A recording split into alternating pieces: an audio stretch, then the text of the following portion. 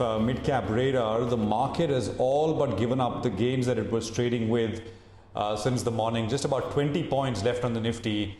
I mean, the underperformance is really becoming starker by the day. You got the US futures, which are still higher. The S&P 500 futures are above 3,000. Asian markets did not give up gains of any meaningful degree. Other markets are holding up, but here, I mean, the situation is completely reversed, and it's a flat kind of a day that we've got on our hands. With me, my colleague Sonal. Hi, Sonal. Hi Prashant, good afternoon. Yes, in fact, in the last couple of minutes, we saw the sharp slide coming in the Indian markets, and majority of it came in from the banking and the IT names. For instance, something like an Axis Bank, ICICI Bank, these two stocks saw sharp declines in the last couple of minutes. We also had the likes of Wipro, Tech Mahindra, Infosys, all these IT names not doing so well, seeing a sharp decline. In fact, Nifty IT pack, that also came to the day's low. So we are bracing ourselves for a flattish kind of day as of now. Let's see what really pans out. But first up, the top headlines. Market of the day's high key indices erased the morning gains to trade flat. Nifty mid-cap and banks off the day's high but outperformed today. Bharti Airtel slips after promoter sells stake via block deal to pare debt, while sources say Kotak Mahindra Bank's QIP is likely this week to dilute Uday Kotak shareholding to comply with regulatory norms and raise capital. HDFC trades weak as fourth quarter earnings raise concerns on NPAs, while the street gives a thumbs up to ITC's entry into the spice market with its acquisition of Sunrise Foods.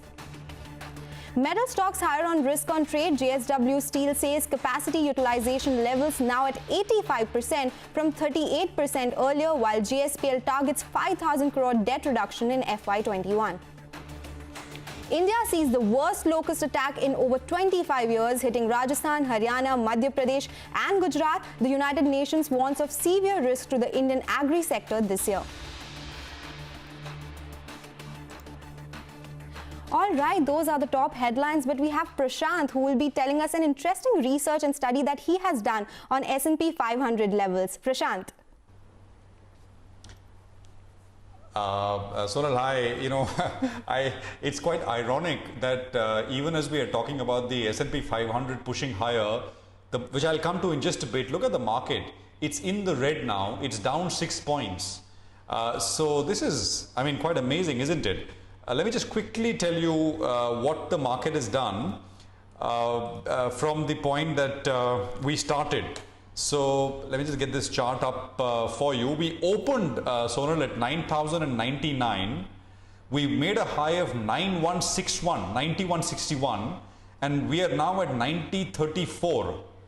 I mean, that is stark. That is basically 130 points off the day's high on the Nifty, and we are now actually in the red. Let me just do that same exercise for the Bank Nifty as well. The Bank Nifty is still up about 1%. Actually not 1%, but 0.8% to be precise.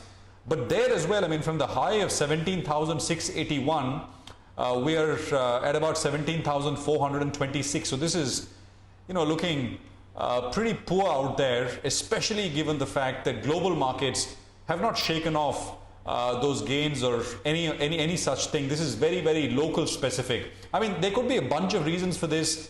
I mean, the rate at which cases are rising in India is now actually becoming the rate of increase is one of the highest anywhere in the world. I think we're only Russia and Brazil are the only two other countries where cases are growing faster than what we're seeing here. So while in most developed markets they hit a peak, and the rate of growth in cases is now actually starting to fall. Steeply in some cases, more slowly in other cases, but that has been the situation everywhere else. And I think the second point, of course, is the amount of stimulus which we've got here in India and countries around the world have got. Singapore, for example, Sonal, I was just looking at news coming in. Singapore has announced its fourth round of stimulus worth $33 billion today. So I think it's a mix of both those factors. And of course, combined on top of all of that is the fact that here in India we've had one of the strictest lockdowns anywhere in the world.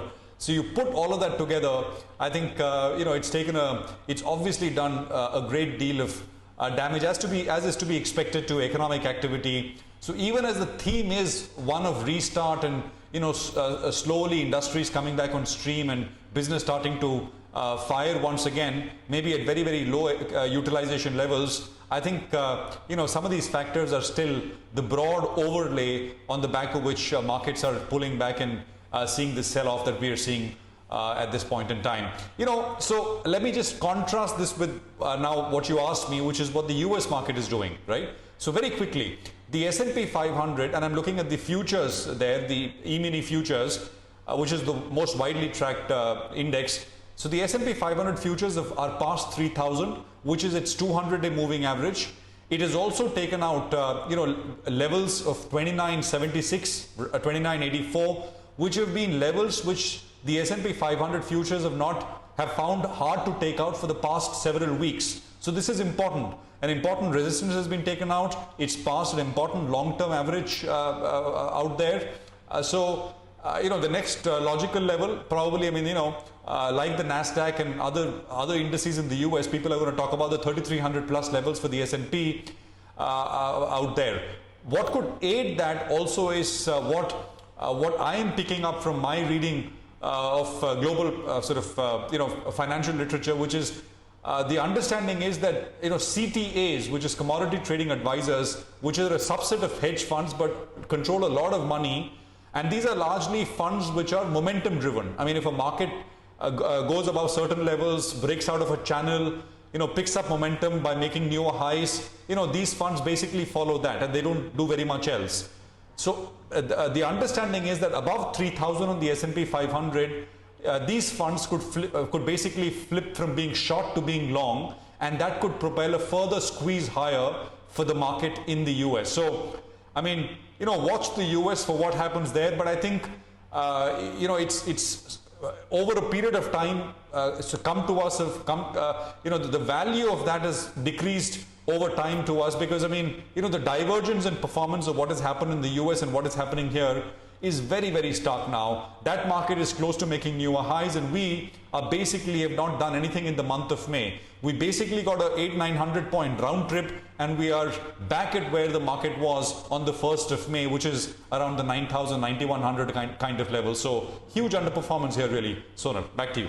Oh, absolutely, Prashant. We can see that in our index levels right now. And as we speak, the Nifty has turned into the green again, up around 10 odd points. But the real underperformance is actually coming in from the banking names, so the likes of HDFC Bank, ICICI Bank, Axis Bank. In last couple of minutes, we are seeing that they are reaching that low point of the day. So we will keep tracking that. But let's talk about earnings now. It was a weak quarter from HDFC with a sharp decline in asset quality. We spoke to Keki Mistry, the VC and CEO of the company, to discuss the quarter gone by and their liquidity position. Listen in.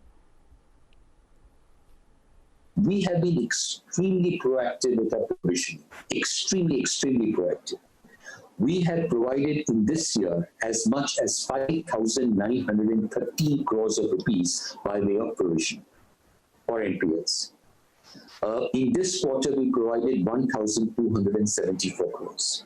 The total balance lying in a provision account now is as much as 10,988 crores. Against, now if we were to go strictly as per the regulatory requirement and make provisions only based on what the regulations require, which is 15% and 25% depending on the period of default, then the provision we would need to carry would have been only 4,188 crores. Instead of that, we are carrying 10,988 crores. So we are 6,800 crores more provided than what is strictly required by regulation. Our treasury people will obviously be looking at it very closely to see whether we should take some advantage of it or not. But, touch wood for us, liquidity, we've kept sufficient, not sufficient, extra liquidity. We used to keep liquidity of less than 10,000 crores in the balance sheet last year meaning 2019, March 19. Now in March 20, we were carrying more than 30,000 crores of liquidity, 30,000, almost 32,000 crores of liquidity.